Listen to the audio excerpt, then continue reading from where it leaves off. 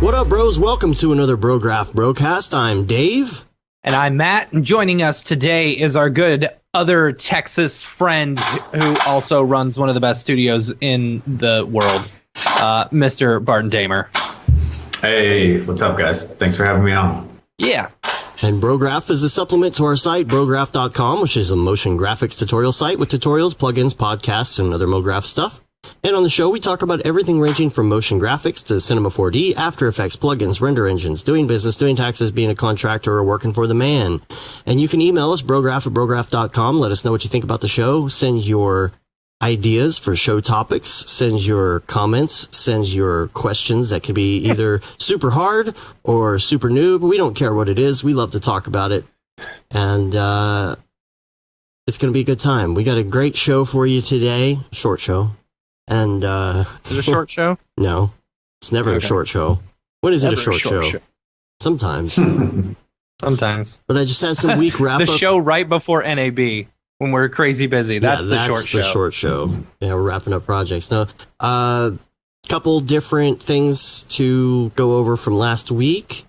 I'm sorry the show was late last week. I had some really bad problems with Logic Pro, and then I realized all it was a corrupt file, and all I had to do was start a new file and just drop the files back in after spending like 4 hours trying to diagnose. Let's see what else we got. Oh, thanks for the music suggestions, by the way. Of course, as soon as I was talking about like what music you listen to while you're working and like the music getting harder and harder with the stuff that I'm listening to, I got a bunch of great suggestions, including from Houdini Mark. I'd already been chewed. And I also we were talking about Switch. I don't know if I talked about the fact, because I didn't want to give it away in case she heard, but getting my daughter a Switch for her birthday. She was super, super excited to get it. And, now maybe she will join us on the the Mario Kart Monday? On the Mario Kart Tuesday. No, that's way past her bedtime. So this is a little thing I made for her gifts out of like construction paper and stuff here on the dingus, and she absolutely loved it. But here's what I got to say: if you're going to set up a Switch account for your kid, don't do the child account. It turned into such a pain. I hated it so much. The thing is, when you type in a credit card on any account, you still have to type in a password before you can go to the store. You still have to type in a password before you use it. We accidentally made her this child account, and it was awful because you have to type in your credit card every single time that you want to buy something. Awful. And they have to type in the password anytime they want to go online. And since I'm her only friend on Switch, it doesn't really matter. It turned into a huge thing. Then you buy stuff, you can't change the account, so don't do that. Also, I watched the Bohemian Rhapsody movie last night. Yeah? Have you seen it? No. I saw Spider-Man into the Spider-Verse this weekend. Oh, that's good. Yeah, it's really good. Really good. Super good. Everyone's talking about the Spider-Man, the textures and the shaders and stuff like that, but no one is talking about how the fact when something was out of focus, it wasn't actually out of focus. They just doubled it and did this chromatic aberration type stuff. It was super cool. The thing that I did not like about Bohemian Rhapsody, they did a lot of stuff with crowd scenes and things like that, Yeah. But it seemed to me that the green screening was just bad. Really, really, really bad. And I don't know why, but for one thing, I feel like they used too much depth of field. And when depth of field is overdone on green screening because they're doing it just to do it, it's that's not really what the lens would actually look like. That's what it looked like. And the edges were weird and super soft. And there's something about people that do a certain amount of compositing, like in Nuke, they overdo it. So it looks overdone and everything's got this kind of glow fuzz on it, and it's so soft. It feels fake. And also, Paul, our OG listener, Paul, he sent me a link to something that he's working on. You saw it, right, Matt? I have not watched it, and I feel really bad about that. You gotta check it out. He did all sorts of particle stuff, and he did. I think Octane. I've heard it looks really good. Yeah, it looks really good. So I'm gonna put a link to that in the show notes. And the other thing I wanted to talk about is Phil, aka Raid Zero. He's been killing it lately. He's got first of all, he's got this noise thing that he's got on his site where you can drop in a photo and it makes noise out of it. That's Raid Zero with a 0.com/noise. And he also posted something that I really liked this week, and it was just, I don't know why it just struck a chord with me, but it was 50 ways to cope with stress in case you get stressed out. And it's like this. I'll post a link in the show notes to this as well. Maybe this could be the show art. This would be good show art. Get up 15 minutes. That noise thing is super cool. Yeah. Get up 15 minutes earlier. Prepare for the morning the night before. Don't rely on your memory. Write things down. Repair things that don't work properly. Make duplicate keys. Say no more often. It just goes on like that. So I'll put that in the show notes so you can check it out. I thought it was kind of nice, especially the part about setting up your next day the night before. Really simple things about like putting out your shoes, putting out your clothes, maybe going to the kitchen and getting your coffee ready to go so you can just turn it on in the morning and the coffee starts going, whatever it is. Those little things can really help. And of course, the last thing with Raid Zero here is his Octane 4 Auto Shaders pack. If you have not seen this, you got to check it out. I'll bring it up here so you can see. He's got a great We're selling video. it on our site as well. So if you want to pick it up through us, you can go to brograph.com/plugins. Is that right? Yes. And he's got it here, the Octane Auto Shaders. He's made a really cool video to go along with it. And he gave me an advanced copy to kind of check out before he released it. So I was playing with it, and I put it in a little render thing that I'm working on. Even the video he made is super awesome. So make sure you go check that out and purchase it. It's what, $25? Is that right? $20. $20. Yeah. Yeah. Them shaders, though. Yeah, it looks really good. So if you're doing car stuff in Octane, that's super fun. And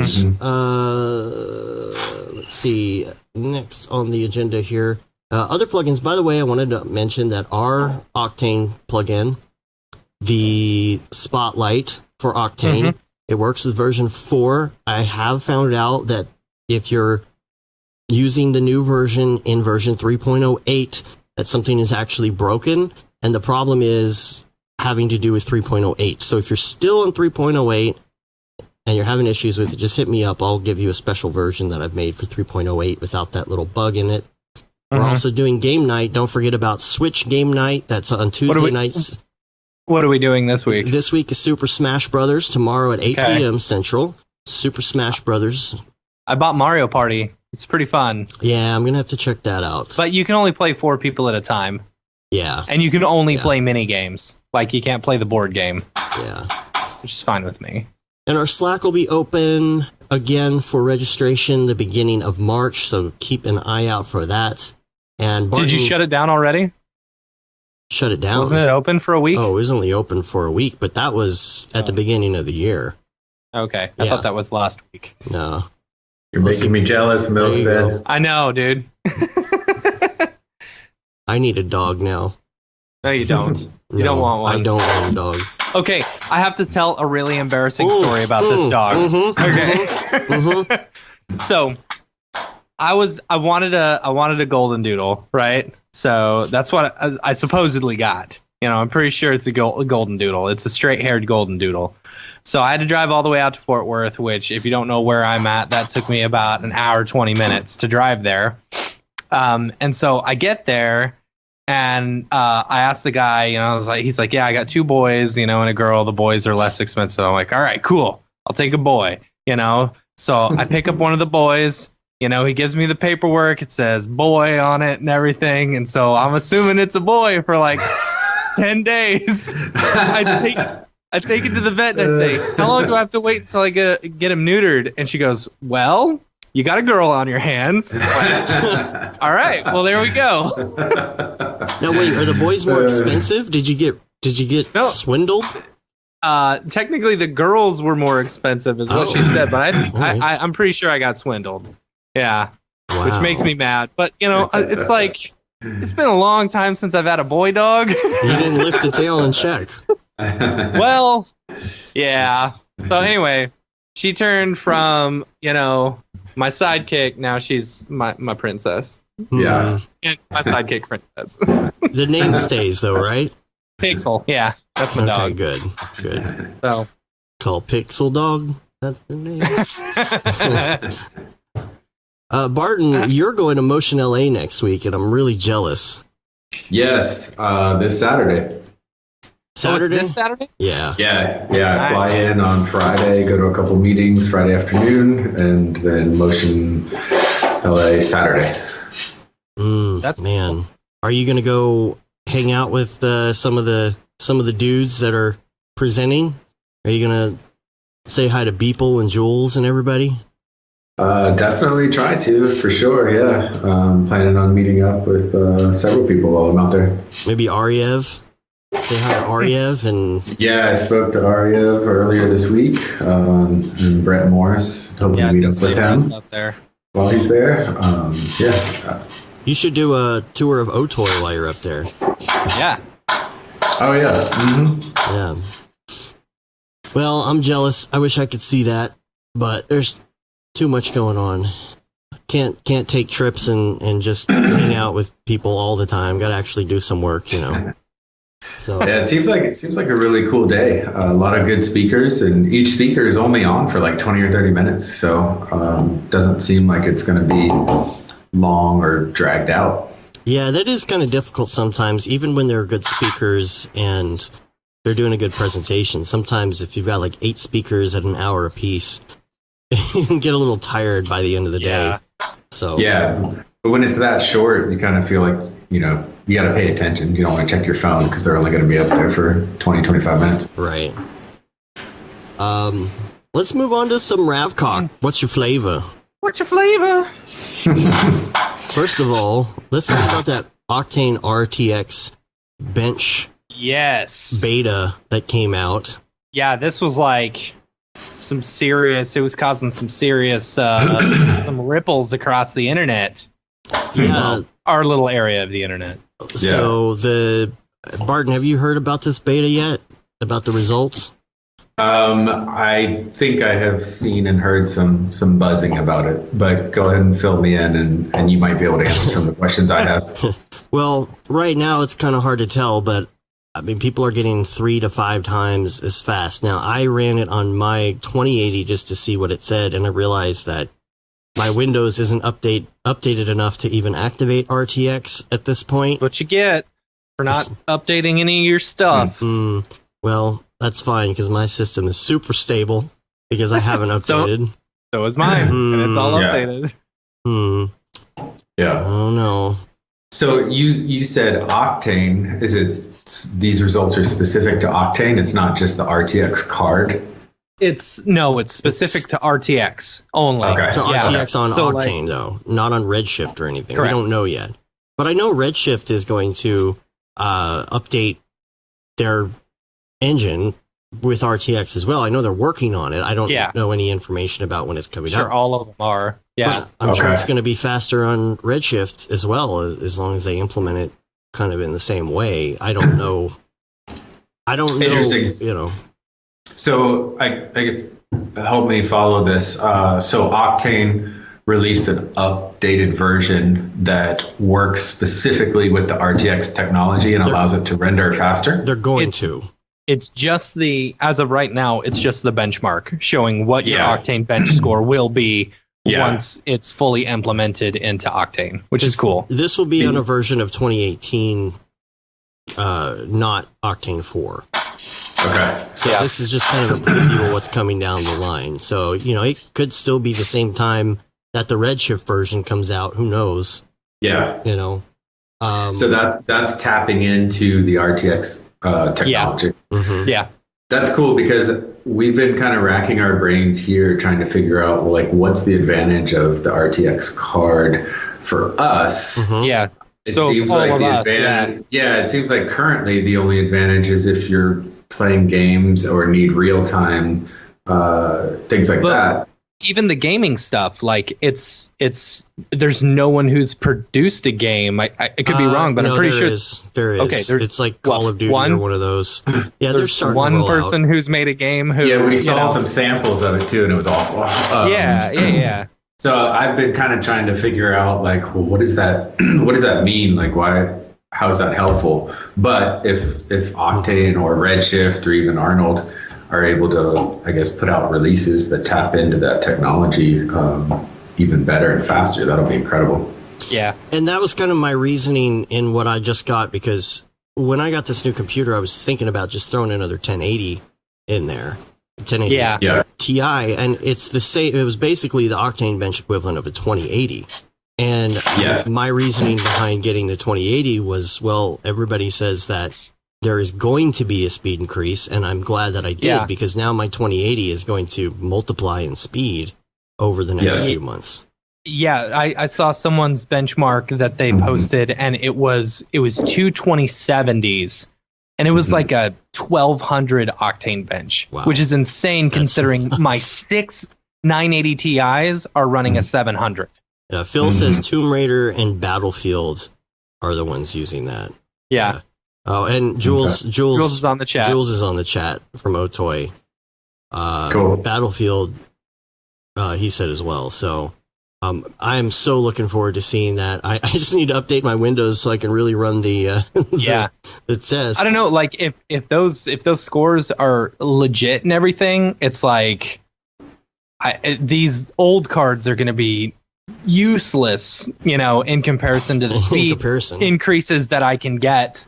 Just by, like, for example, a 2070 card is only $600, to upgrade 6 of those. That's like nothing, $3,600 for like 2 smoking fast machines that are like, 3 to 4 times faster than what I've got now. Yeah, that's pretty rad.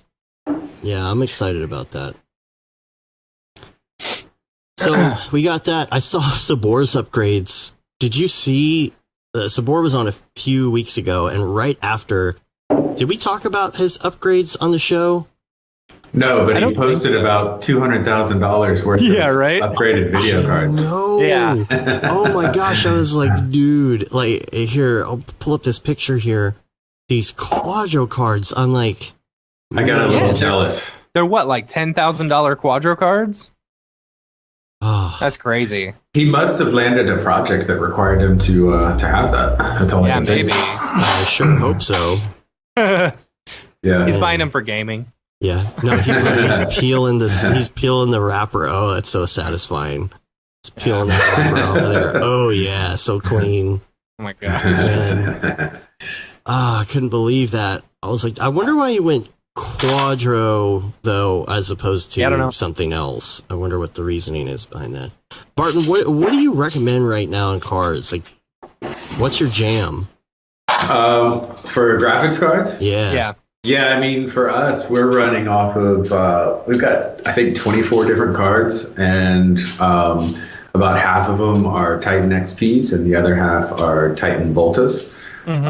So they are server grade, which means they can render all day, every day, and we're not going to burn through cards. That's my only...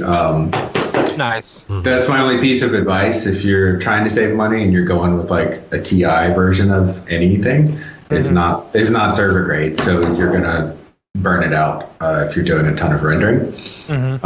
So ours super stable. We've had the collection that we've been adding to for a couple years now, and have never had to replace any of them.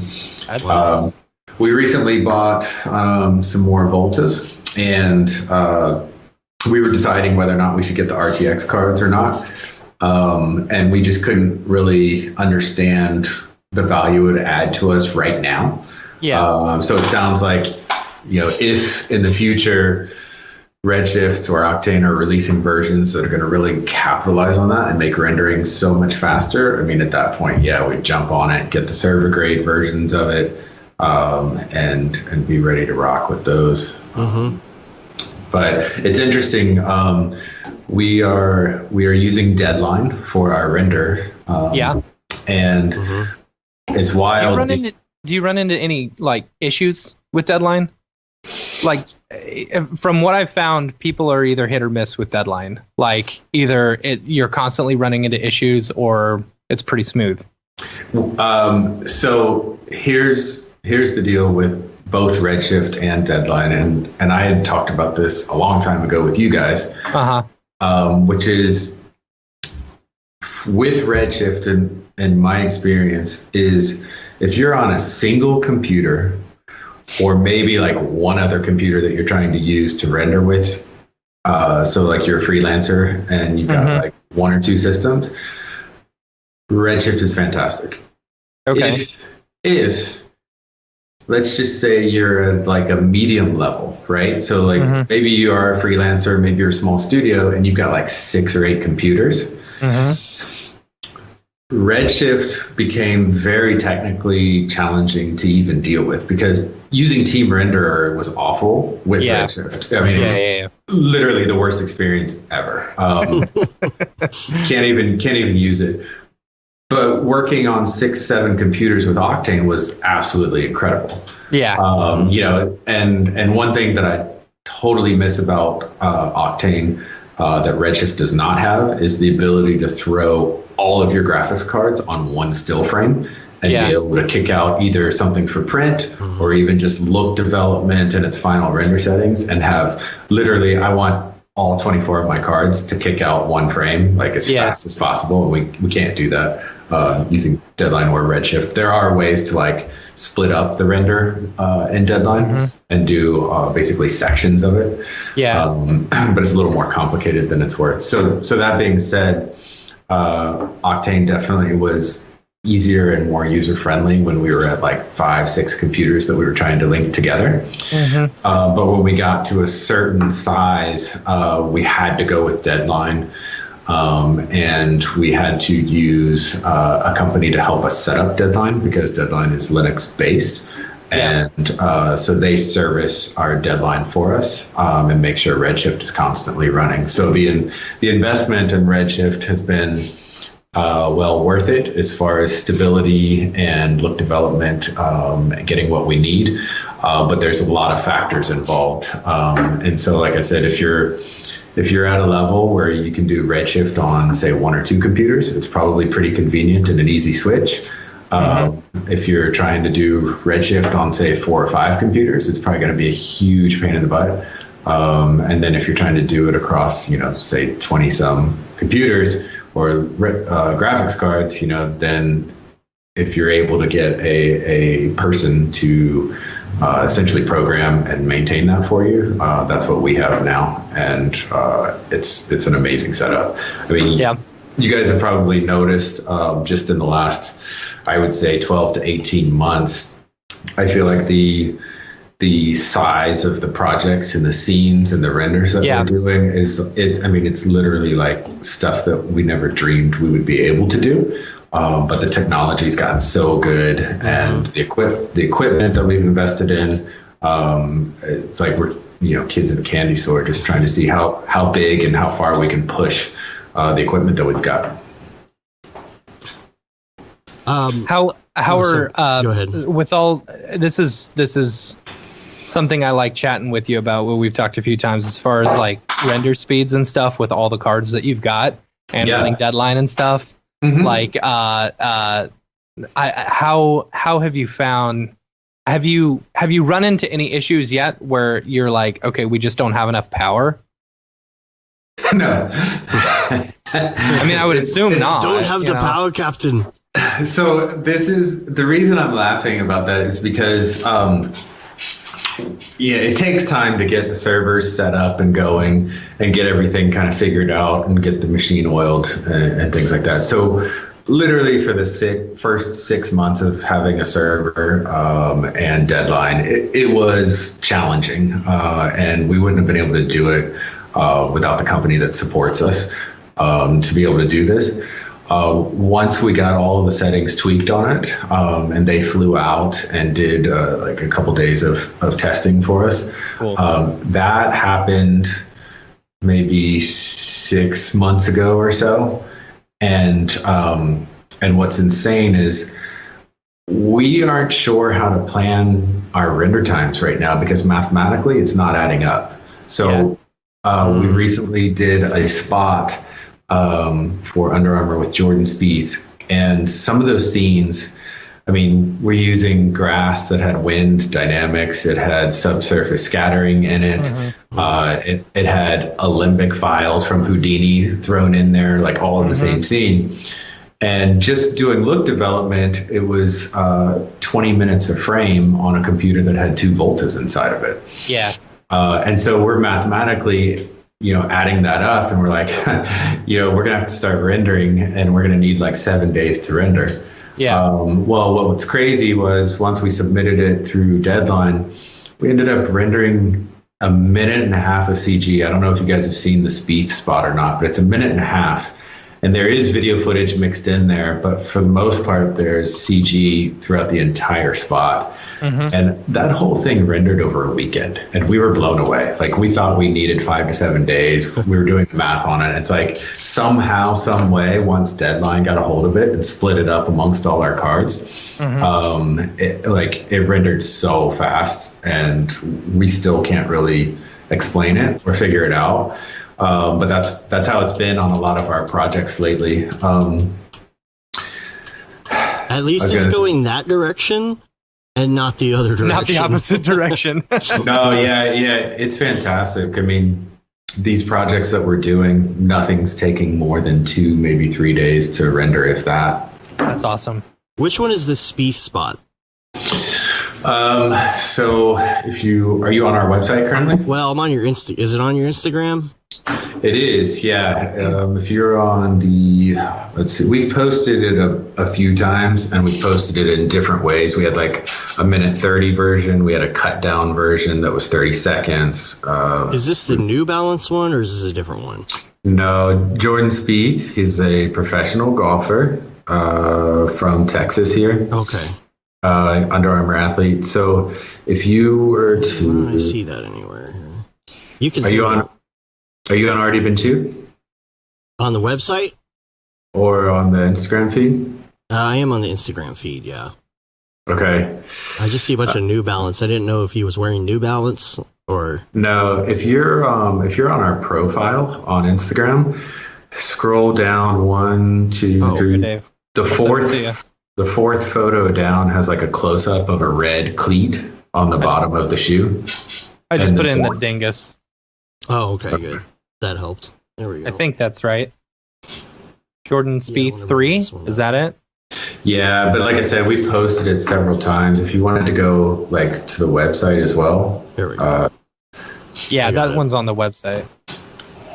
Is this it right here? Yes. Okay, yeah. Cool. There we go. So this one was what engine? Redshift. This is Redshift, and this is the one scans of these shoes, or do you actually build them? It depends on the project. Sometimes we're modeling them. Other times we're receiving CAD files, retopoing them. Okay.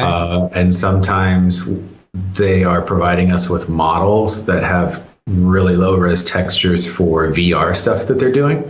And then we have to basically scan and recreate all of the textures. Okay. So this is in this specific instance, what did they provide? Yeah, they provided us with a model that had to be partially retopoed, and then all of the textures were done from scratch. Cool. Bad. So this is the one that took the weekend. Yeah. Oh, we rendered this and New Balance in one weekend. Man. Wow. Yeah, it was insane. Like we were tripping when we came in Monday because it was done. Yeah, we thought that both were going to take absolutely forever. I had a question too on the cards. Didn't you tell me something about like the noise level on the cards and the Voltas is significantly lower? Oh yeah, Voltas are absolutely incredible. They don't overheat literally ever. You were saying you can just stack them and stack them, right? Yeah, you can definitely get them tighter into a box. You can render for days, and they are not regulating themselves. They're just so reliable, and so good and quiet. They're completely quiet. Mm-hmm. But what's interesting about the difference between Voltas and Titan XPs, we're finding out that there is no way to know what the best graphics card is to use. And the reason I say that is because we will send some scenes to render, and we have a render farm that has Titan XPs in it. It's got 8, we've got a rack that has 8 Titan XPs. And then we have some of our other computers that are stacked with Voltas. Mm-hmm. And so those aren't in a rack, those are in actual workstations. And depending on the scene and the variables within the scene, sometimes the Voltas will literally be 3 times faster than a Titan XP. And then other scenes, the Titan XPs will be way faster than the Voltas. Interesting. And so Thomas was explaining to me it could be like a RAM issue, could be a CPU issue, but it is very interesting because it's hard to say get Voltas and use it for everything, because we're actually super pumped that we have different cards because we get surprised on certain projects. And we're really glad that we have XPs that are cranking on it because the Voltas are going slower, or vice versa. And so I feel like with the new RTX cards, once we start investing in those, it might be the same situation where it's like, okay, now we have 3 different cards cranking away at different types of scenes, and some of them are going to do better than others depending on the scene. But unfortunately, there's no real way of going at it, knowing that, okay, I need this scene to work well on a Volta instead of a Titan XP. Right. There's some other questions here I wanted to roll back in the chat real quick. One of them, is there a special prefix on a server grade card? Or is it just, is this, like the Volta, for example, are there different kinds? Is there a different kind that's for the server, or are they all the same? Volta is server grade. It just is the server grade. Okay. Yeah, so 1080 Ti, I believe the Ti is what differentiates it and keeps it from being server grade. So they're cheaper for a reason. It's great to get a 1080 Ti or any of those types of cards because they're cheaper, but in the long run, they have the potential to burn out if you're using them a ton like we are. Yeah. Then we got Otoy says that the high scores are for some scenes like the one in the benchmark, but most scenes are around half that speed. 1.25 times or 1.5 times for path tracing at the moment. With more work, can get most scenes to high speed. So I'm really looking forward to seeing that. Let's see. What else? Hello from Tanzania, Africa. Oh, that's awesome. I'm actually going to Africa in March. Oh, yes? Doing for fun. No, I'm doing 3 speaking engagements in Africa. Oh wow. Yeah, I will be speaking to a group of professionals, and so doing some Cinema 4D demonstrating. I will also be talking about how to land international business using the internet. And then I'll be speaking to a group of churches and talking to them about how they can use media. And then I'll also be speaking to a group of students and spreading the Cinema 4D gospel there. Nice. Mark Sinozia says, ABC, always be killing it. And we also got hello from Nigeria. Cool. And Swaroop says, ABC is lit. Nice. All right. One thing I wanted to say is I've been helping some friends with some hardware suggestions as well as our hardware channel. One of my friends, I didn't get a chance to really talk to him. I was trying to tell him what to get, and I'm like, man, we really need to have a phone call, kind of a sit down, and I'll tell you what you need to do on this build so that you can do GPU rendering and stuff. I'm like, make sure you get an NVIDIA card. And I never really heard back from him. And then like a month or two later, I got like this photo from him. He's like, oh yeah, render goodness. And he sent me this build and it had a Radeon card in it. And I was like, oh no, dude, what are you doing? So like I actually convinced him to go take the Radeon card back and go NVIDIA. And then my friend Jeremy, he runs a video production company here in Dallas as well. Helped him with a new build because he wanted to get on the PC bandwagon like everybody else is doing. So he took kind of one of our builds and some advice from the Slack channel, and he built himself. He hasn't done the wiring or the glass or anything yet, but he sent me where he's at so far. He got some cool looking rainbow fans there. Nice. But, he threw 2080 in it and kind of built this together the other day, and then he threw another 2080 in it with no problem there. Super fast. It's man, just two 2080s. It's super fast. And what else? Oh, Ri-Fi. He built his. He posted this in the hardware channel. Yeah, lots of builds this week. The other day. Oh yeah. He posted these. I'm going to be hanging out with him tonight. We'll be talking about that. And he posted his setup here. It's pretty cool. Oh, nice. Pretty cool. He's got his whole new setup going. I upgraded my CPU this past week. I got one off of eBay. Like it was, I was running a 6-core single-threaded 1.6 gigahertz. It was the one that came with the computer whenever I bought it off the guy off of the Facebook or whatever.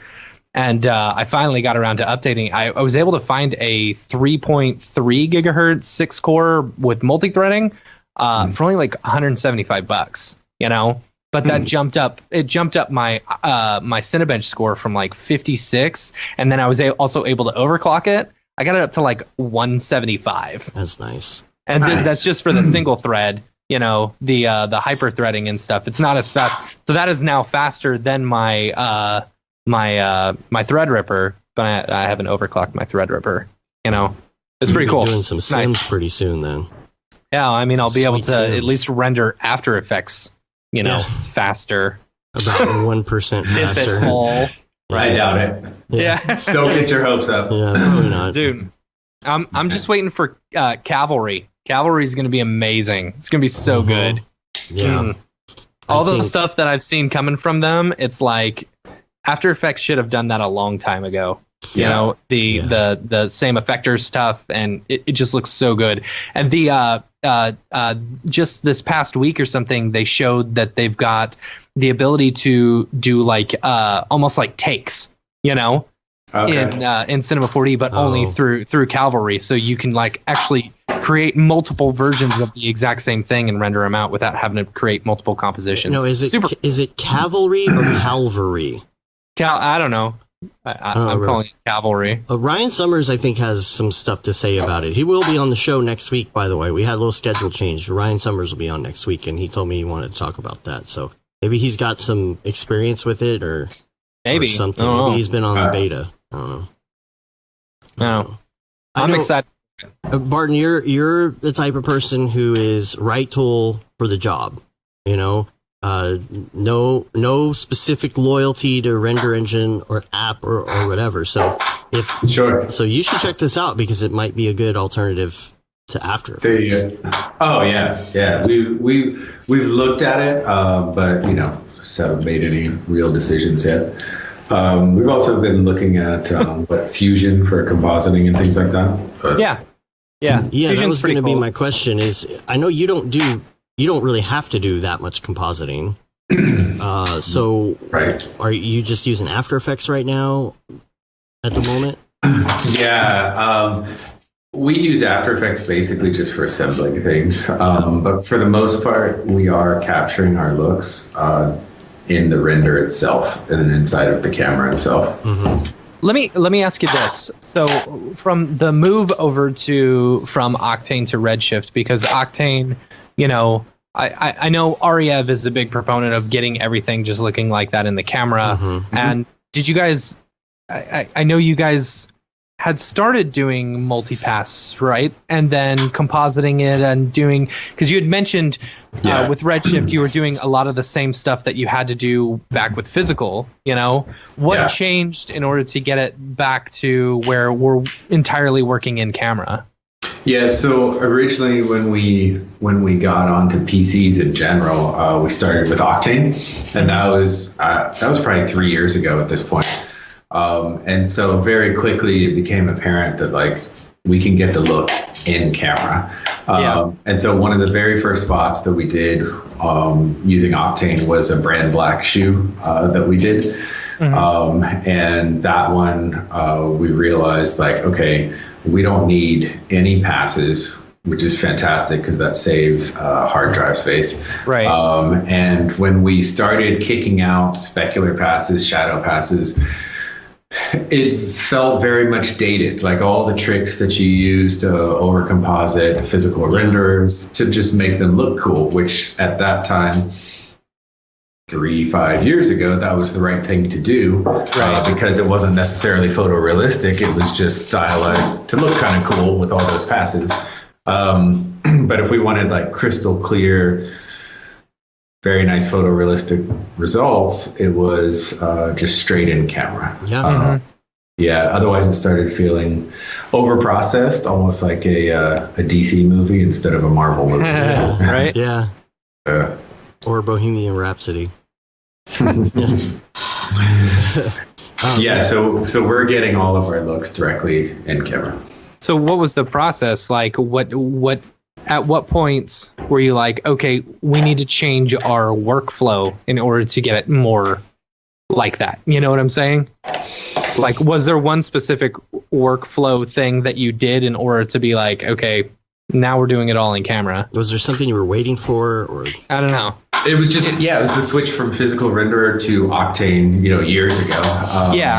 And so just having the accessibility of something to feel so photorealistic, it just felt like we were dumbing down our renders by adding all these separate passes to it. And now you've got the post effects in Redshift. So now what about from Octane to Redshift? Because I know when you first started in Redshift, you were doing a lot of the same things you did in physical. What was it that actually changed working in Redshift to where you're like, okay, we can do this all in camera now? Yeah, I think when we first started in Redshift, and there is still a little bit of a battle where sometimes we can do look development, and I feel like it's almost a little bit cartoony or physical render-ish looking, and I think that's interesting. It's just Houdini Mark messing with you, don't worry. So what changed? I think maybe just getting to know it a little bit better. It's definitely not beauty in a box. Octane, I think you can literally throw 3 lights in a scene and get something that looks incredibly gorgeous. Whereas Redshift, I think to a certain degree, I mean, I say this based off of people's strengths, but I do think you have to be maybe a little bit more of an artist to get a great look out of Redshift. So I fell in love with Redshift after playing with it for a little while. At first, it was kind of like, well, Octane's easier. I can just get something to look amazing like instantly. But then I think the control and the ability to manipulate and light things the way I want them to be, exactly the way I want them to be. Lights have completely changed my life. Like working in Redshift, it's like, okay, I'm sold. Now the post effects in Octane are awesome, and they haven't been in the full build of Redshift until like today or yesterday. Yeah, it was 3 days ago they released a new version. It's officially like the full version with post effects, which is pretty nice. And I know you're not working in the beta version because you just stay in the production version, and it's kind of an ordeal to upgrade and everything. You want everything to be on the same page, especially with as many cards and machines as you have. What have you been doing up until now to do those kind of post effects? Has it been all After Effects? I mean, if we need to, After Effects, but honestly, we haven't done very many post effects. I can think of one a spot that we did for op kicks where it's like an astronaut that grabbed a tiny little camera and then started looking into the camera. That one, I know we used Fusion to get some bloom on that spot. But like if you look at the New Balance spot or the Jordan Spieth spot or like the new Curry 6 campaign that we put together, there's no effects on it. It's just all in camera. So that actually brings us into our topics because we wanted to talk about the New Balance spot. Is that, you had Fields listed in the notes. Did you use Fields for that one? Yes, that was Fields with the exception of the weave. Obviously, the weave was not Fields. That was Houdini and specifically Houdini Mark. Okay. Can you bring that up, Dave? Yes, I will bring that up. Okay, so here's my question. I wanted to talk to you about threads and how you're going about doing threads. Oh, that's a Fancher question. That's not always a question. Is that something that is a Houdini thing then? And not okay. So, but I do know that the threading is actually being done in Houdini, but then we're bringing it into Cinema 4D as splines and then using hair on the splines. Gotcha. Oh, okay, cool. That makes sense. Yeah, this is just great. I love this part here at the bottom of the shoe. Yeah. Who did the background design as well? Because that to me was one of the. I mean, yeah, you got gorgeous stuff, but like the design aspect of it with, in its environment was just beautiful. Cool. Yeah, they provided an Illustrator file with the tech illustrations in there. And so then we went in and created a 3D environment and put it on like a wrinkled paper. Cool. I love it looks really good. This part coming up here, I think it's, right here, it's the threads come together, but also they have that kind of painted over look on them. Yeah. Yeah, the threads were Houdini, and then like that is Fields right there. There is a behind the scenes that shows some really cool camera angles of it. See the clay render of the New Balance logos on our feed. Scroll down. Yeah. Keep going right there. Yeah. Yeah. If you play that one, you'll see a variety of camera angles on some of that work. Can I mute it? I don't know if I can mute it. That's the only problem. Let me see. Hold on. Let's see if I can mute site. There we go. Cool. So this is like a breakdown. I'll post all these in the show notes as well. It's a breakdown, but it's also just different perspectives on the work that was done. So like all of that is Fields. That's Houdini. Brought into Cinema splines, and then the tread was Fields as well. Who's doing your breakdown videos? It just depends. This particular one was Lance put this together. Oh, nice. Man, that looks really good. Yeah, dude. Cool. Super cool. And I'll be going over how Fields were used at NAB. Oh, snap. On this project. Nice. Oh, man. NAB is going to be great. Have they announced the lineup yet? I don't think they have. No, I'm excited about the lineup. But hopefully they'll release that pretty soon. Let's see. New Balance. We talked about the Steph. No, did we talk about Steph Curry yet? Did we show that yet? Not really. We mentioned it, but now when was that? Was that recent? Is that further down?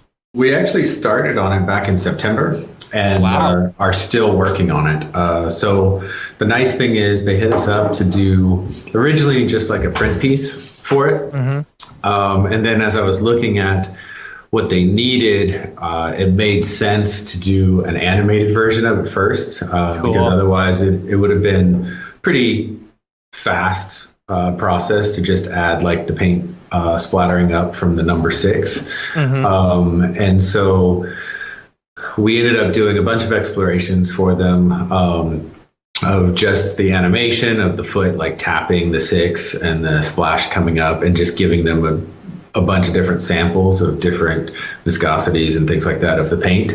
And then from there, yeah, you can see a little bit of background there of different types of paint and things that were done. And so we had like these animation explorations that we went through, and then we were able to create like the print piece from the animations. And then from there, we did the animations for everything from in-store displays to social media, things like that. And then we also did a full 30-second spot. And that 30-second spot has been on everything from ESPN to TNT to inside of the 2K basketball video game as well. Oh, so man, I love the yellow. Beautiful, dude. Yeah. That's really cool. Now, how do you decide how much time you spend on some of the R&D for some of this? Depends on their budget. Okay, here's another question. How did you upsell them from just a still image to like full-on video and stuff? Yeah, so I basically explained to them that we want the animations to match the print. And so we really should explore how this splash could look and should look, because it'd be real fast and simple for us to just take a paint splatter off of Shutterstock and like Photoshop it into the 6. But if it matches nothing else and it can't be used for digital, it's not going to be super useful. So that turned into an entire process with them of figuring out like, okay, what are the options for this splash? Should it splash up? Should it splash down and destroy the 6? Like what could it look like? What should it look like?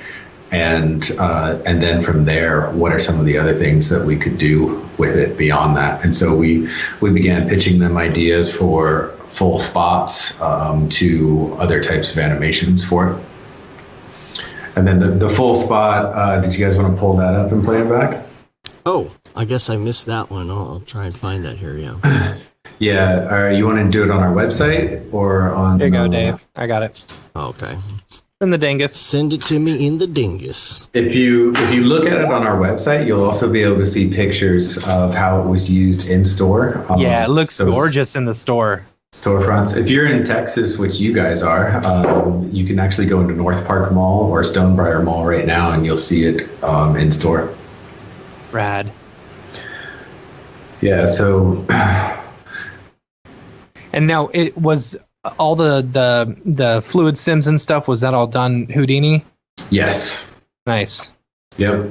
And did you go shoot all the live stuff as well? No, they provided that for us. I believe Under Armour's internal team shot it. So you didn't get to go shoot some hoops with them while you were. Not on this one. I got to hit some golf balls with Jordan Spieth, and I'm going on a new shoot to direct Leonard Fournette for a football shoot. Yeah. Nice. Yeah. Very cool. Now you do have these other stills on here. Again, this will all be in the show notes. You can check this out. But I see here you've got shots of some of the local campaigns in the mall. Yes. Now, did they come to you with the idea, or did you pitch the idea to them? Dang it, Mark. The idea of the spot?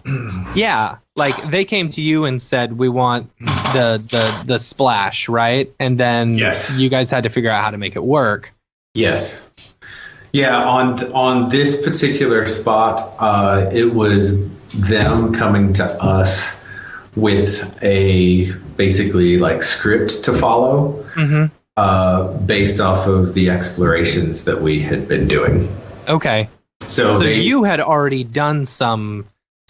Were you pitching them on the idea of different things, and then they're like, "Okay, we like this one thing. Here's how we want you to implement it." Yes. Yep. Cool.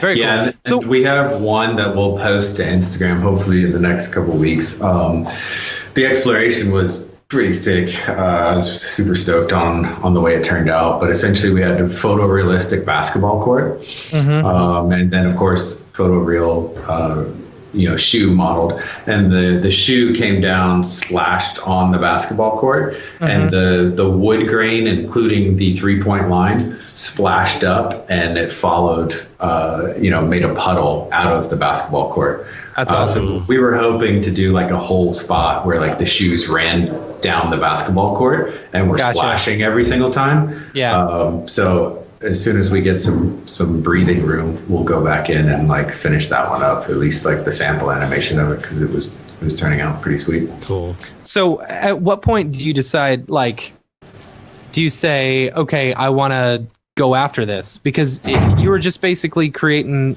spec work to try and sell them on it, right?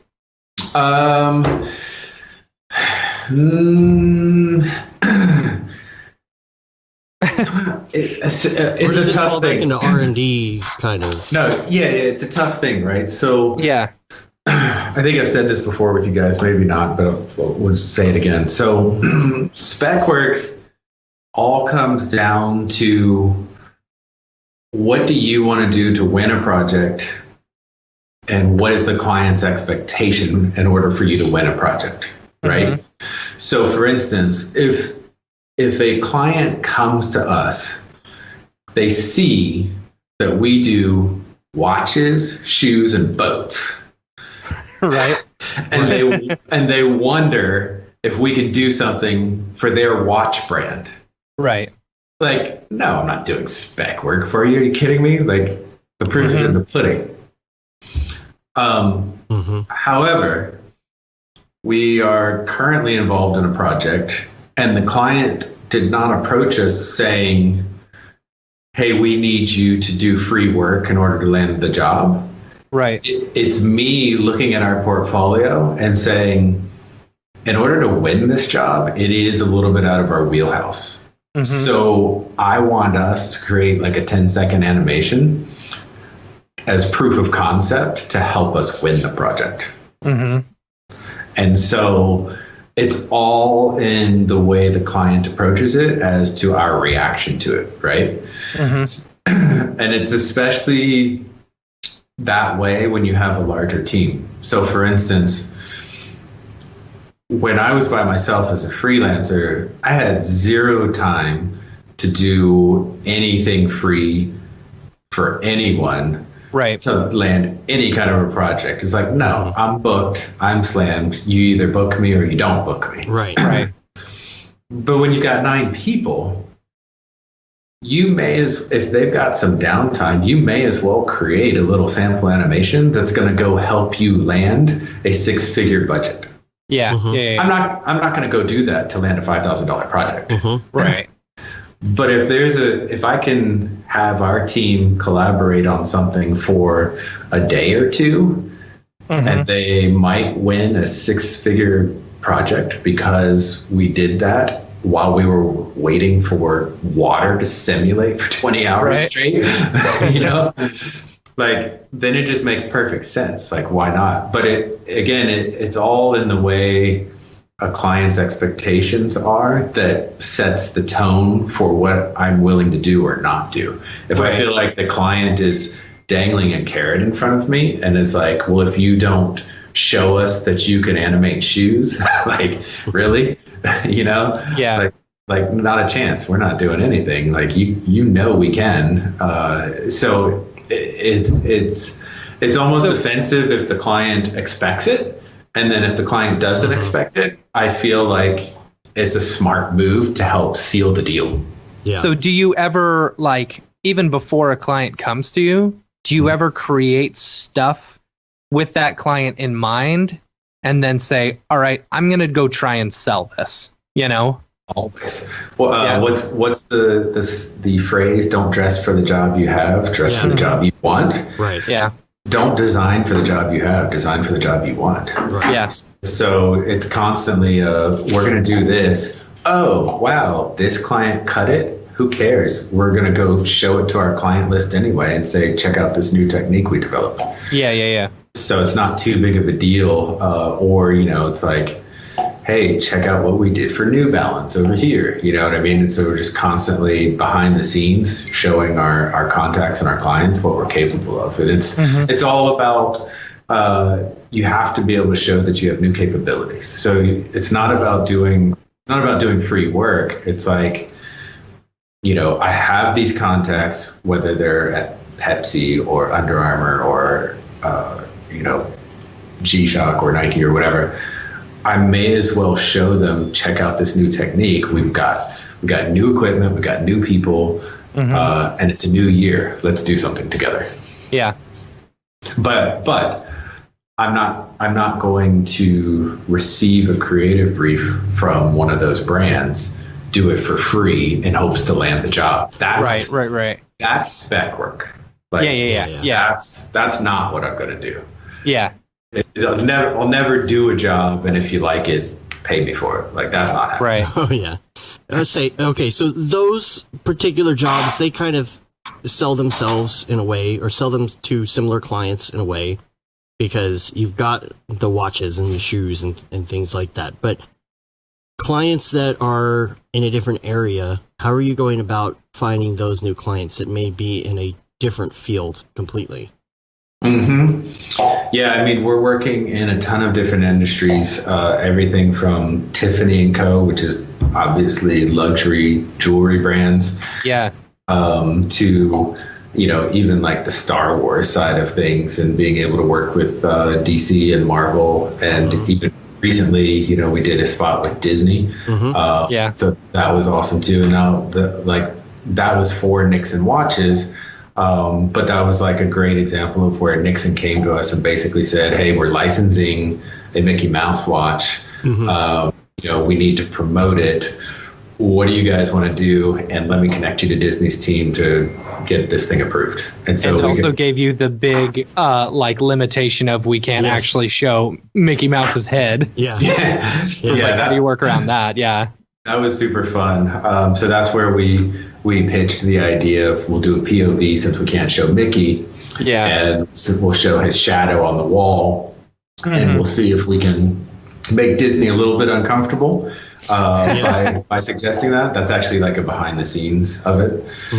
I like that he didn't even have a head. That's hilarious. For that view, but that was fun because we knew it was challenging, and so we developed that concept. And at least the person we were dealing with at Disney said that none of our licensed products that had these restrictions on it had ever been pitched that concept before to do a POV. And so we were pretty stoked that we kind of pushed the limits of what was allowed or not allowed when creating that spot. That's cool. Yeah, that is really great. That's a great way. It's, again, just like when doing, when people talk about doing daily renders and things like that, putting limitations on yourself actually helps you so much. That's a great looking spot. Yeah. It's a beautiful spot, yeah. Thanks. Yeah, there were all kinds of weird stipulations. Like at the end, the transition's a little bit hokey going into the watch, and it was because Disney thought that it was too seamless the way we had done it originally. And the watch could in no way be directly connected to Mickey Mouse. And so we ended up having to do a transition that basically separated the watch from the spot because it felt too closely tied. Is there some sort of like crazy brand standards guide for that kind of thing? I mean, it's got to be it's got to be a novel for all of those. I'm not sure. I didn't look at it. That's funny. Just hope for the best. Yeah. Thanks for this. How about this idea? Right. That's funny. Tell me if it fits within that book you just sent over. But you've got salespeople working for you too, right? Yes. Yeah. Yes. Donnie's been with me for about 4 years or so. And then we recently brought on another person as well named Tom Parsons. And we were going to... How is it? At what point have you always had a salesperson? No, I was on my own, for the first 3 years. Yeah. And then Donnie actually approached me during one of the busiest times of my entire career. I was in the middle of working on the Nike campaign for the Hyperdunk 2014, which that artwork then turned into 7 different shoes. And so I was in the process of I was literally working back then 7 days a week, 12 hours a day and entertaining other clients and getting that work done as well. Not to mention managing employee and personality issues at the same time as trying to hit those deadlines for Nike. And how many employees did you have at the time? It was just 3 of us at the time. Okay. Yeah. Yep. And so Donnie approached me about doing sales, and I was kind of like, I work 7 days a week, 12 hours a day. I don't need sales. But inside and like my gut there, I just knew that there was a reason why he was approaching me to do sales, and I needed to entertain it. And it worked out well because later we lost one of our larger clients. And so it was perfect timing to bring Donnie on, and then he helped to backfill some of that work the coming year. And so he was actually one of the ones that helped us to land the Nixon Star Wars work. And so that was, I don't know, maybe like 6 months after he came on board. Brad. Now, employee-wise, you guys saw my kid in the background. What's that? Nothing. The kid's just running around in the background. Oh, that's great. So, as far as employees, how many do you have now? 9. So, as far as employees go, it's something that we don't really deal with. We deal with contractors, and that's kind of an easy thing to do. It's a lot harder when you're dealing with actual employment. So, I guess, tell us some of the ins and outs, ups and downs of that once you get to that point where you're hiring. We don't talk about the hiring process much on the show. The process of finding people and the stress of knowing that you're employing people and all of that. Yeah, for sure. There's a lot to unpack there. I will say this. I've always been inspired by Norman Rockwell. Do you know the story of Norman Rockwell or anything about him? I don't think I know paintings. About that. Yeah, I just know about the paintings. Okay, so Norman Rockwell was a famous painter. He did the Saturday Evening Post magazine, old school days, if you're not familiar with him. But it's commercial art, right? So he had to crank these paintings out, and he had to do them on a regular basis. And they were huge too. They were huge, and they'd get scaled down to like just the size of a magazine. Yeah, totally. So originally, as a freelancer, I only wanted to grow if I felt like I was going to miss out on opportunities that I couldn't fulfill by myself. And so that was happening. It's part of the reason I went into business for myself anyways. I was freelancing nights and weekends.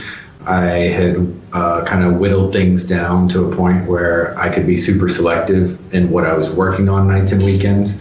And then, just creating a demand for the work allowed me to go full time. Well, then once I was full time, I started realizing, okay, the demand is here. And in order to fulfill the demand, I'm going to try out a project manager and see if I can basically start the projects, get the creative going.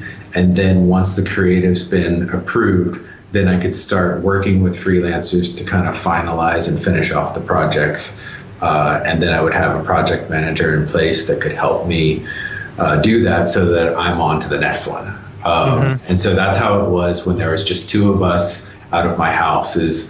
I'm starting it, we get the approvals, and then the project manager helps to finish the project with the freelancers that we are using to finish it until eventually I could afford to bring on another person. And we also started looking at, how much work are we turning down because it's just me, and is that work that we even care about? Did we have to turn down some dream gigs because it was just me? And the answer was yes. And so we were logging those things and looking at how much money was being left on the table, and good projects, not just like crappy projects that would have been money makers, but they were like I wish I could have done these projects, For the real projects. Yeah, they were great projects, and we were having to turn them down, and so that allowed me to want to bring on and find people who could do things that I couldn't do, so that we could work together. And I was asking myself at that time, okay, this is cool. I've accomplished certain things as a freelancer, but what could I accomplish if I were leading a team of people? And so that was kind of the question at hand. And so that's when I started hiring more people. And so now we've got an incredible team. We've got our lead animator is Brian Talkish, super talented dude. He's been with me for 4 years now, I think. Yeah, a little over 4 years. And then we've got Aaron Smock, who's our head of production. He's also a senior motion graphics artist himself. But he loves spreadsheets, so he can. So he's super helpful in the sense that he can manage the production, but he himself is a senior motion designer, so he knows what it takes to get it done, how long it should do. Which is, I think, very important in that position. Yeah, it's very helpful to all the employees that he's overseeing and stuff. And the employees like that. We had project managers that weren't artists and had never done it, and it's just. I mean, we all know it's it's a nightmare. Yeah. And so it's fantastic because when Aaron and I are setting up a schedule, we know what's involved. I'm not just some like greedy businessman that started a motion graphics studio. Right. It's like, no, if you can't pull this off, there's a chance I'm going to have to stay this weekend and pull it off by myself. So I'm not going to ask you to do something that I don't think I'm going to, I'm not going to say, hey, we need this done in 3 days and then give myself 3 weeks to do it. You know what I mean? Like, so we're working basically as a group of artists together to keep things organized. And then we also have Thomas, and Thomas is our technical director. He's also our lead modeler, so he's modeling all of our products for us. He is building our computers, swapping out GPUs for us, things like that. Yeah. He is jumping into our scenes and building our scenes, and backgrounds, buildings, whatever we need created in the backgrounds he's working on. It doesn't mean that there aren't others of us that can't model. It just means that he's definitely like the more focused modeler. He uses ZBrush, he uses 3D Coat. He uses a ton of different software. The guy knows pretty much every software available. And then we also have Lance, who's one of our motion designers, just an all-around generalist. And then we have Mark Fancher, who is our main Houdini guy. Thomas also knows a little bit of Houdini as well, but Fancher is our primary Houdini artist. And the good news is he also knows Cinema 4D and After Effects. So I'm not paying a guy to sit around until I need explosions created. Right. So he can help out. Just throwing explosions on every project, right? Water, fire, explosions, smoke, anything we've done in the last 18 months has one of those three things. For good reason. That's funny. And in that hiring process, have you had some ups and downs in trying to find the people that are right? And some of these people, like Mark, for example, he moved down from another state. You got to be fairly certain that this is going to work before you make that kind of commitment. Yeah, real quick, just so I don't leave anybody out. I've got Donnie, who does sales, Tom Parsons, who's just joined us 2 weeks ago. And then Sandra, my wife, does all of our finances. She works with, making sure everything from taxes to paychecks to the most important job in the whole place. So she works with us as well. So you were asking about the stress of adding somebody on.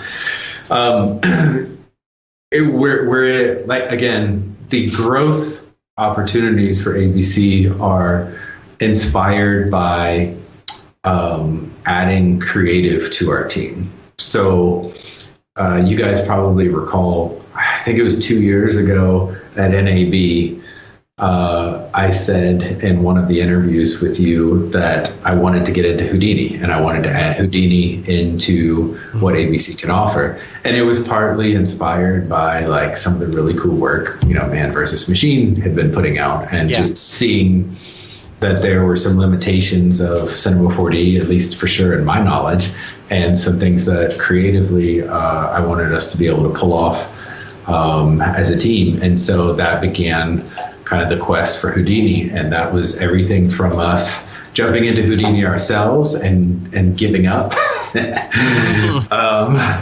to then starting the search for a Houdini artist. And so again, the growth there and the inspiration and the motivation behind the growth was not like, hey, I just landed this $20 million contract, I need to go find 10 suckers that'll spin cell phones for me for the next 2 years because I just landed this big problem. It's more like, no, like creatively, here's what we can do and here's what we should be doing. And there's enough of a demand for our work that if we continue to add to the capabilities, we've got the client roster that we can kind of go back to them each year and be like, look, we're adding people, we're adding power, and we're adding capabilities, and continue to keep that ball rolling. So the long way around to what you originally asked is you can't have growth without having a big year the year before. And so I'm constantly investing back into the company, whether that is through the power that we're investing in computers, servers, render farms, companies to support the server, things like that, making those types of investments, or the people, right? So investing in people, whether it's bringing new people on, whether it's giving raises to the people that have helped grow the company over the years with the quality of work that they're doing.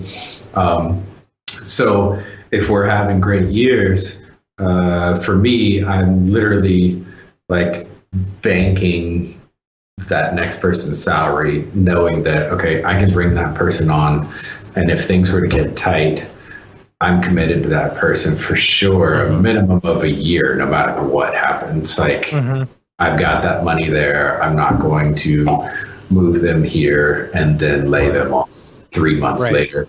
At least, God willing. You know what I mean?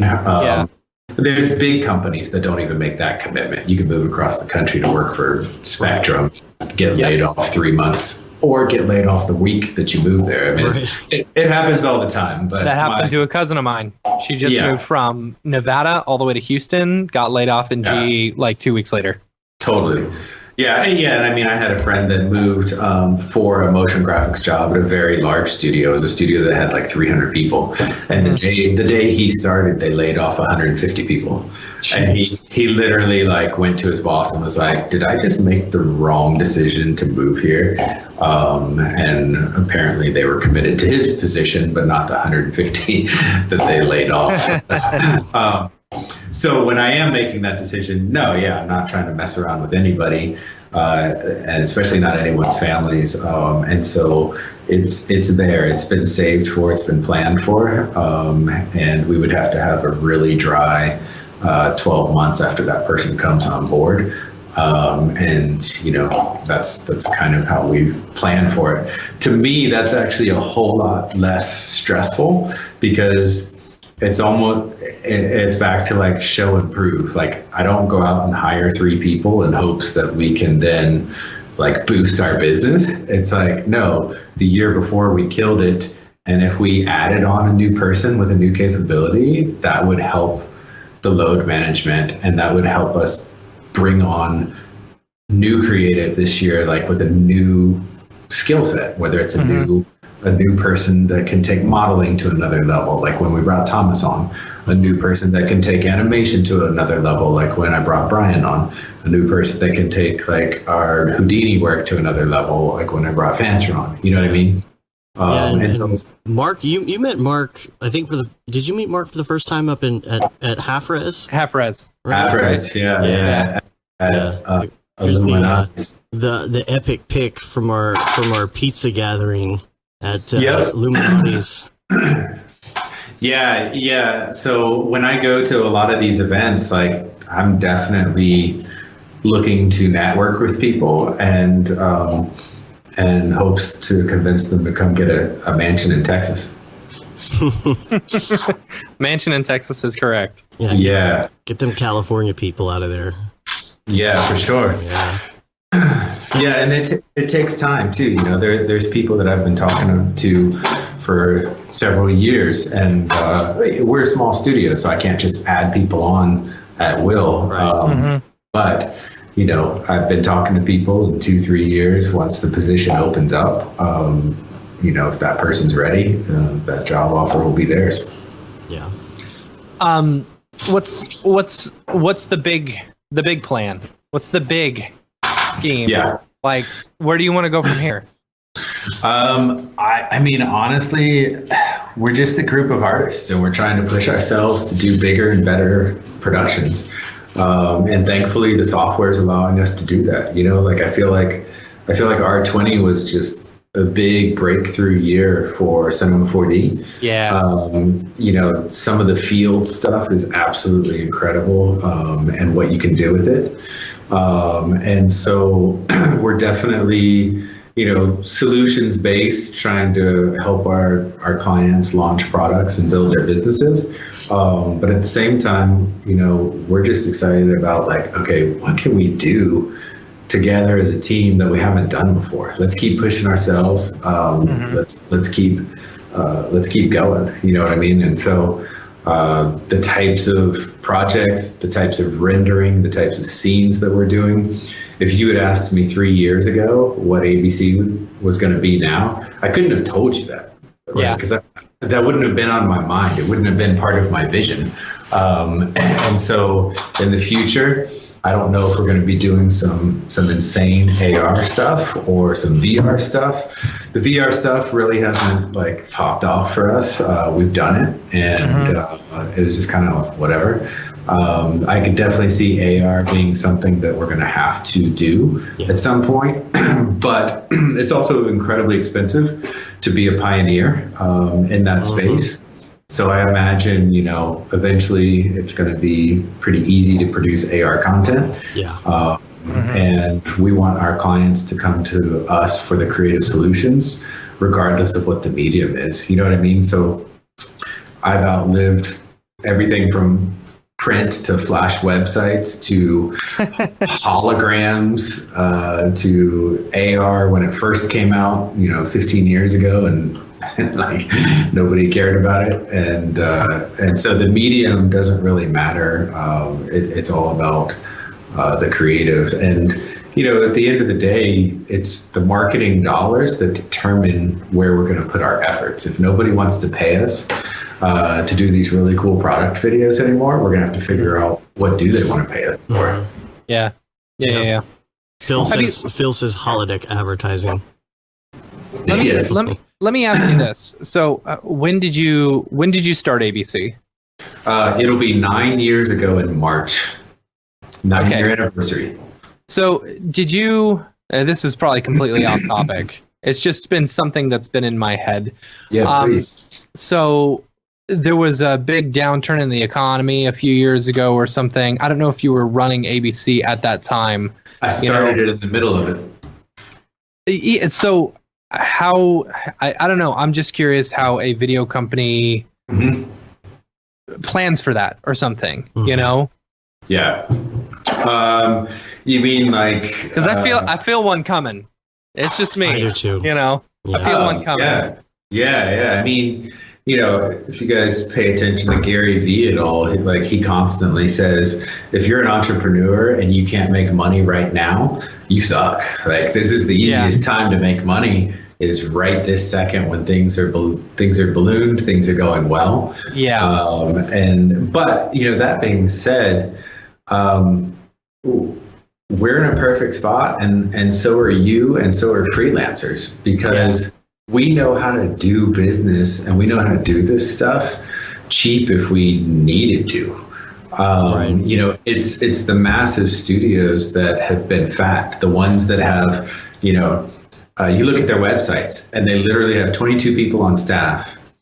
And if you look at the job titles, it's executive this, executive that, vice president this, vice president that, project manager here, you know, assistants, you know, art directors, creative directors, and typically those aren't even billable hours. And then you get down and you see that there's 4 people on staff of a staff of 22 that you could actually do billable work for. The rest are overseers. You know what I mean? Those people are going to be the first to crash and burn in a new crash. Yeah, and it has happened. They're the ones that are, you know, screaming and crying doomsday on the motion graphics industry. And I don't say that out of arrogance, because at any given moment, ABC could be in hard times and we're cutting back too. So it definitely happens, but you also have to kind of ask yourself and wonder, you know, was it smart to have, you know, 16 people on staff that you can't do billable work for? And 4 or 5 that were technically the billable work. So that being said, you know, ABC is basically all artists that are all billable hours. And so we're able to expand and contract through myself and Aaron. So before we have to outsource something, we have the ability to have a portion of Aaron's time and a portion of my time, like in the pipeline, getting our hands dirty before we have to think about, you know, freelancing things out. And so we are kind of doing things on a dime. We're here in Texas, you know, we were able to purchase a building. You can't do that in LA or New York. You can't go buy a building. You just have to be really rich. You're not doing motion graphics then. You know? And so I think, you know, we're trying to do it as smart as possible, but we're trying to charge as much, if not more, than anybody in LA or New York charges. And it's not my fault if their overhead is skyrocketed. Yeah. And there's always going to be a need for it. I mean, there's the rumors of another housing crash. There's the national debt at an all-time high. But even during the crash in 08-09, there were still television commercials. There was still media. There were still movies. And that's something that's at least a little bit comforting. So there may be a hit, but not in the way some other industries are affected. I've been told that, like, I don't know, downturns in economy are the best time for people to do television ads and stuff like that, because they're just trying to, you know, they're trying to create awareness and stuff like that. Well, it's all social media. I mean, you see the type of work that we're doing. Some of it is for broadcast, like the Curry stuff was for broadcast. But for the most part, people are allocating the dollars to social media spends. Everything from YouTube pre-rolls to, you know, promoted posts, promoted stories on Instagram, Snapchat, and Facebook. And, you know, those are not mediums to just be like, oh, it's just something, you know, something for social media. It's like, no, that's where people are. More people will see this on Instagram than will on TV. Not to mention you can track how many people see it, where you don't really have that on television. Totally. Yeah. So, I mean, we've seen it for years, like all of these Star Wars spots that we did for Nixon Watches. Those are all social media based, you know, maybe website or PR placements on other websites and things like that. But the dollars are being spent for social media. It's not kind of like the stepchild anymore. It's like the main thing. The one concern that I do have about that is I'm seeing some brands that are wanting to just crank out crap just so that they have social media stuff. Right. So, you know, we've had people hit us up and are like, hey, we need like 20 social media posts and they want literally 20 social media posts that are CG, and it would be, just little crappy animations, like make our product spin 360 and bounce in a fun way, and it only has to be 10 seconds long, but we need 20 of them. So I think there's going to be a lot of that out there, and I think there's going to be plenty of people that will take that on. For us, if we can, we would prefer to do a little more storytelling and really challenge ourselves, not only from a writing perspective, but from a production perspective. Every time we approach these things, obviously we're approaching it with the client in mind and the client's needs. But to be honest, there's a big part of it that's like, okay, what do we need in our portfolio that we can suggest for this? What do you think about those Instagram stars and everything right now, and the Instagram renders and all of that going on? Yeah, I mean, I'm always quality over quantity. I've never understood wanting to do one style over and over and filling your Instagram feed with one style, because you're limiting yourself to only getting hired for that one style.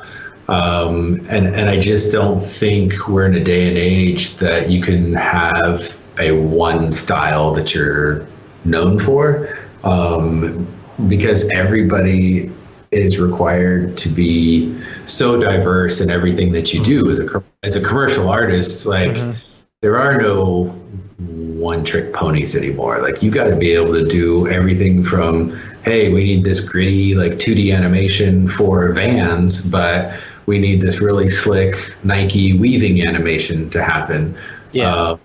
So for me personally, I'm not a fan of trying to do dailies, but I do understand that some people need that in order to just help themselves get faster. And so I could see situations where it like forces somebody to get good and get fast, and things like that. It's tough though, because in the hiring process and trying to find good people, I'll come across Instagram feeds that are absolutely gorgeous. Like the work is fantastic, their renders are absolutely gorgeous, and then when we like hire them to see if it's either a freelance situation or a potential full-time job, it becomes a little bit shocking of like, oh man, I totally got tricked by the fact that you used Kit Bash and a bunch of fog. Because I'm coming from the print and design world originally. And so when I'm pushing myself creatively, it's to create some of these gorgeous 3D scenes and renders that I see.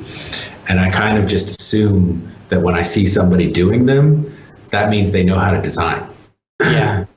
Because I come from the design, and yet I'm pushing myself to be good at like the 3D scenes and the 3D renders and the lighting and all of that stuff. And so I've definitely felt like, wow, like that person's only good at what's in their feed. Like they're not necessarily a good fit for commercial artists, because when it came to doing a project for an actual product, it seemed like they couldn't translate their eye for texture or for lighting or composition into an actual video or project, that was on a clock and had to be done quickly and had to be solutions based, and not just, well, this is my one style that I do, and I'm super good at this one style. But it's interesting. I've spent a lot of money trying to hire some Instagram stars, and then just being kind of surprised at the lack of diversity beyond that. And not only that, but it's the whole work style as well, and how they go about following instructions and using their time efficiently and all of that stuff too. How do you measure that? Do you try people out? Do you give them sample projects? Yeah, I mean, like I said, I wasted a lot of money just kind of going through the hiring process, because I don't want to have a reputation for whatever reason within an industry by asking artists to do some free work in order to land the job. Right. So a lot of times before I will offer somebody a full-time job, I'll pay them on a freelance project. And sometimes it's because we need them on that freelance project. But most of the time, it's just because I want to see who they are. Can they produce within a creative pipeline? Do they receive direction well? Things like that. And so I'm paying to uncover, that process before I, move somebody across country. And then 2 weeks into it, I find out they have a terrible attitude. They push back every time I ask them to do something. Yeah, right. I would love to just ask them to do it for free in order to get a job offer, but I am not doing that. I am paying them. Yeah, real dollars, not exposure dollars. Yeah. But it sucks because it's like I don't necessarily have to have them doing it. We could have done it internally. It's literally just to make sure before I spend the money to move somebody here. Right. Well, so what's the next position that you were eyeing Houdini and you picked up a Houdini guy. What's the next one that you're looking at? I would love to get somebody who is just really good at hand animation, like keyframing. Okay. I think we've got it covered as far as being able to simulate things and use Brograph to animate whatever we want. Mm-hmm. But I would love to have somebody that could, take shoelaces and make them, lace a shoe up and tighten the shoe and do things that can't be simulated as far as that. So I guess like a traditional 3D animator. But then I would also love to have somebody that's really good at look development too, and bringing on somebody that's just really strong with design. Oh, like Raid Zero. Absolutely. Get him to move to Texas from London. Yes. I don't know how that would work. His wife's in the military. I don't know. I want to open it up to some questions though, and so if you've got a question, put it in the chat. But in the meantime, I wanted to hit up some links real quick.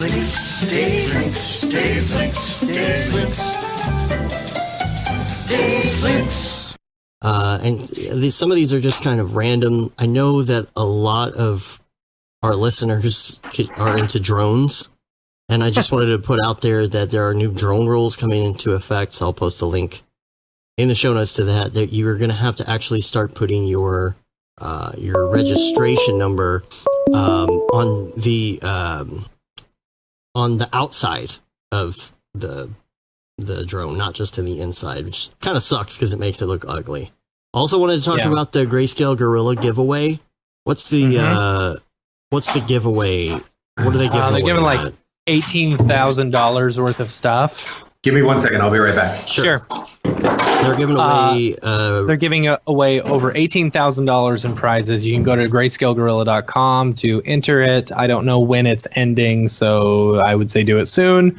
But they've got stuff from Arnold, Cinema 4D, Redshift, Video Copilot, School of Motion, Red Giant, Pixel Plow, Blackmagic Design, Turbo Squid, Stardust, Premium Beat, Arnold, and I think they're giving away Razor Blade, but I could be wrong on that.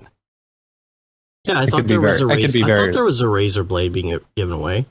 I think so. I'm not sure. I thought I read that. Also, yeah, maybe they're not. I don't know. Oh yeah, Razor Blade 15. Yeah. So yeah, it'll be cool. Ooh, 5 licenses of Arnold. Man, that'd be awesome. Basically, if you win this, you can start your own studio. I wanted to mention this as well. This is funny. This is a video that I saw. Oh, yeah. This is Aaron Sorensen's video. And it's called Bullied. It's like this, cheesy retro type, VHS filtered. It's very much, it reminds me of the beginning of the Never-Ending Story. Oh, in the alleyway, yeah. Yeah. But it's just straight up. It's just funny because Aaron Sorensen is in it as a bully, which is really funny. He's the bad guy. Yeah, he's the bad guy. So I'll put that in the show notes.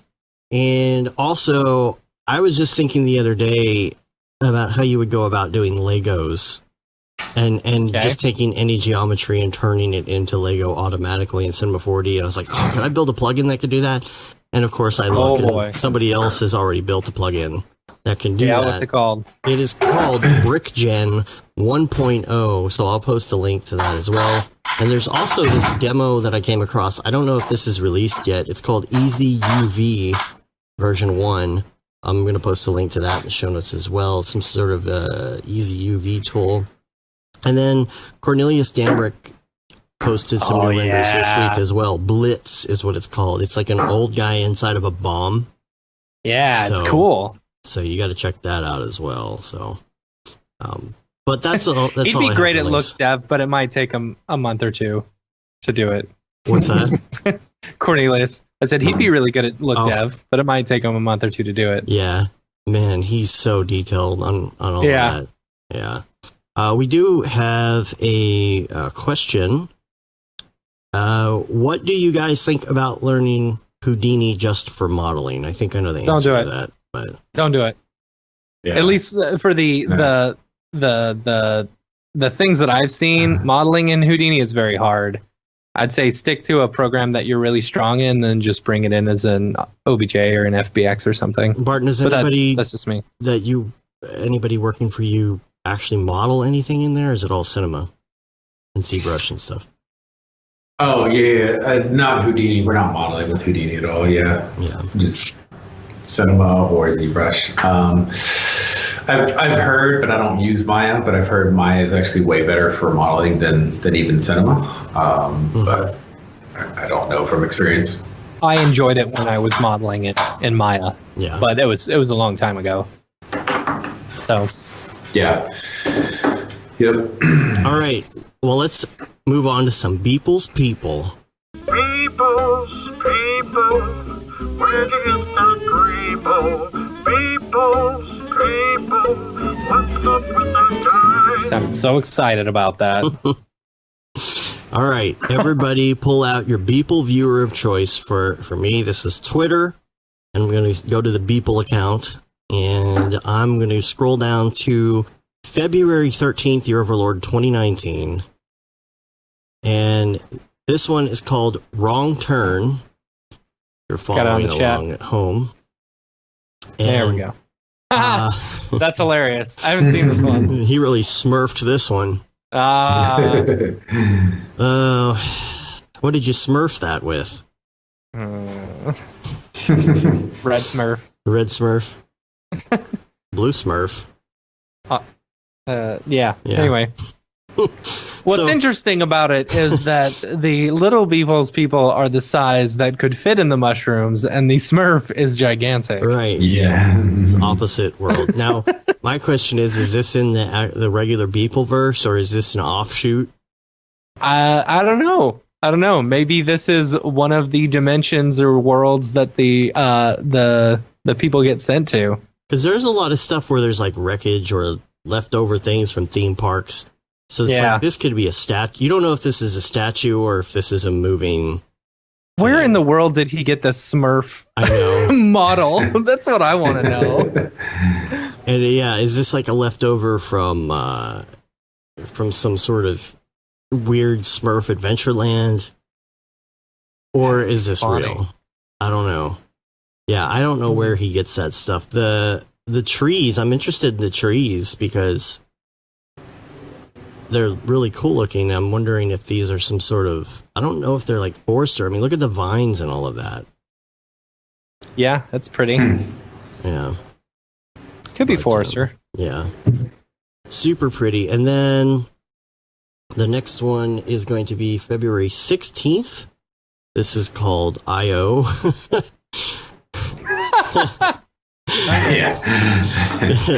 In, out. Oh man, this is great. And where did this? That's sign language for something. For something. Okay. I don't know. It's got some cool rock formations and stuff. I like the rock formations built into the stairs and everything. This feels really organic. Yeah. The way it was built, and I wonder how we went about doing that. You know, if he's, because I mean, there are no straight edges, and everything's got a curve to it, and really rough, and there's some damage. And I would imagine it's just simple geometry with real displacement textures on it. Mm-hmm. Probably, yeah. That's really great. I wonder how he built them into the rock, though. If he did any sort of volume builder, or something. Yeah, that very well could be. Yeah, and the hands too. I wonder where he, how he went about designing the hands. People, you so silly.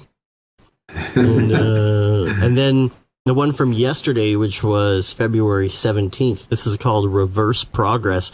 He's been doing a lot of these. Sure, yeah, these are. I'm pretty sure these are Arnold tune shaders. Oh, you think so? I'm pretty sure they are. Okay. I think I saw him and Chad talking about it on Twitter. Was Chad? But that's doing pretty so? rad. Chad had messed around with some of the tune shaders and stuff. It looks pretty. I like the awesome Arnold tune shading stuff. You think Beeble did that in Arnold? Yeah. I think he was trying out the tune shading stuff. It's pretty neat. Yeah. Yes, that's gorgeous. Yeah. Yeah, I don't have much more to say about that. Yeah. It's pretty. Yeah. It's very pretty. He's done a couple of those. Go back to his feed. He has. He did this one. This was good too. This was Tomahawk 360. Yeah. Yeah, it's so good. Because it's kind of a mixture. You've got the tune shading, you've got some obvious Photoshop work, and it's kind of dissolving, and he's doing like this double layer on top of it. I like it. Really cool. That's really cool. I like the direction he's going with some of these. Yeah. That paper texture, too, is pretty cool. I think I recognize that paper texture, though. Textures.com, I think. Textures.com. CG text. Well, textures.com now, yeah. I've had to use that paper many a time. So, Well, Barton, we are out of topics unless you have anything else you want to talk about today. I don't know. Nothing offhand. You're like, I'm good. Get out of here. So where are we gonna see you at meetup wise here? So we could catch some of your presentations or talk to you. You're going to NAB. You're going to You'll be at NAB, LA next week. Yeah. If you're in Africa, right. Join me in Nairobi. Which some of the people in the chat were. So I don't know how far that is from where they're at. March 26th through 16th through 26th is when I'll be in Nairobi. Yeah, cool. It's a big continent, so. Yeah. And through the 26th, and then you're immediately coming back and going to NAB for a couple days. Yeah. Nice. All right. To inhale some smoke and get some sand in my eyes. Yeah. Get your yearly addiction to nicotine in. Yeah. You accidentally get addicted to smoking without even knowing. I'm assuming that that meetup will be happening again at NAB in that bar. I would assume so. Yeah, I think people have been saying it's happening. There's just not any official stuff for it. Okay. So we'll jump on them tickets. They're going to go quick. Yep. Yeah. I'll definitely be there. Cool. Yeah. Cool. All right. Well, everybody remember next week Ryan Summers is going to be on. So if you have any questions for him, make sure you email us and let us know ahead of time. We'll try and get those lined up. You can rate us on iTunes or leave a review. It helps get our ratings up. You can also subscribe as well on your podcatcher of choice and subscribe to our newsletter, which never goes out. But, hey, it's there. We've done it like twice ever. Yeah. You say you've been there, done that, got the t-shirt with the No Brograph, No Mograph tee, the limited edition Gaten DeSimone t-shirt, the Feel the Bad 2020 shirt, which is needed now more than ever. And we also donate the profits from that to Doctors Without Borders. And then, of course, the Render Things shirt and hoodie, tee and hoodie. And that's about it. Again, we're on Facebook, Twitter, Instagram, YouTube, and Brograph.com, and Twitch, and all the stuff and things. And that about wraps it up. Let's do it. Let's go eat some lunch. If you want to find Barton, if they want to find you online, They just search for Already Been Chewed, right? Yeah, it's at Already Been Chewed is the Instagram feed, at Barton Damer, BartonDamer is my Instagram account. All right, and alreadybeenchewed.tv has some really pretty stuff. We'll be posting all the links to what we've been talking about in the show notes for the episode. So we're gonna. Cool. Thanks for having me on. Yeah, man. Yeah. Until next week. Always a pleasure. I'm Dave. And I'm Matt. Have a good one. Later, bros.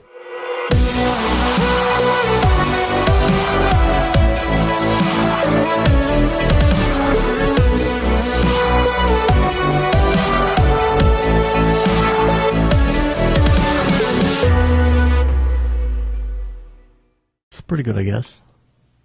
Brograph.com, an online resource for learning Cinema 4D, After Effects, and other motion graphics tools specifically catered to help you prevail as a motion graphic designer. What's up, bros? Welcome to another Brograph motion graphics tutorial. With tutorials, plugins, and now a podcast with tens of thousands of listeners worldwide. Yeah, it's a great community to be part of. We give you professional time-saving tips, industry news, interviews, shortcuts, and lessons that help keep you current in the world of motion design.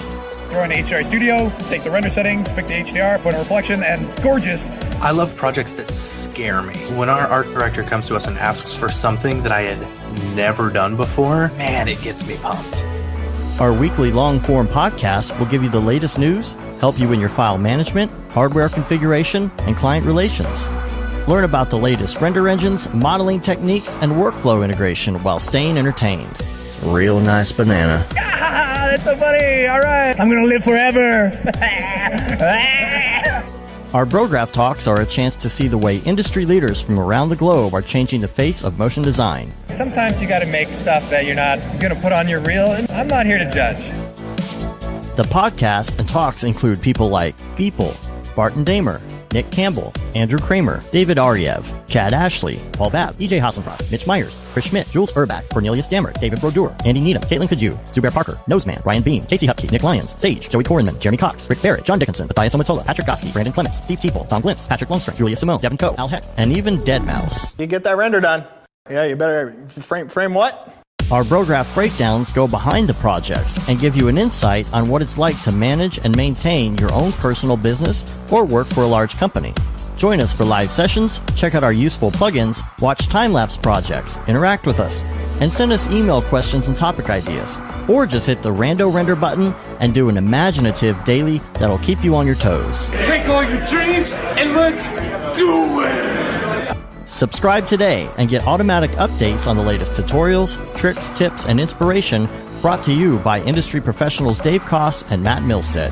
We don't care how you get here, folks. Just get here. Subscribe now to Brograph Tutorials.